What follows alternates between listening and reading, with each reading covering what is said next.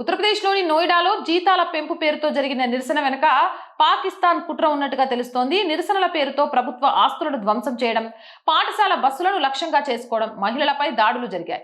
గతంలో జరిగిన అనేక నిరసనల లాగా ఇది కూడా ఒక పథకం ప్రకారం జరిగిన కుట్రలా అనిపిస్తోంది. దీనిపై ఉత్తరప్రదేశ్ కార్మిక శాఖ మంత్రి అనిల్ రాజ్భర్ స్పందిస్తూ ఇది పాకిస్తాన్ కుట్ర కావచ్చని అన్నారు. బయట నుంచి పాకిస్తాన్ కి సంబంధించిన వ్యక్తులు కార్మికులలోకి చొరబడి ఈ హింసకు కారణమయ్యారని ఆయన ఆరోపించారు. అకస్మాత్తుగా పెద్ద సంఖ్యలో జనాలు రావడంపై కూడా అనుమానం వ్యక్తం చేశారు. ఇటీవల మిరాట్, నోయిడాలో ఉగ్రవాద అనుమానితుల అరెస్టులతో ఈ ఘటనకు సంబంధం ఉండవచ్చునని ఆయన చెప్పారు.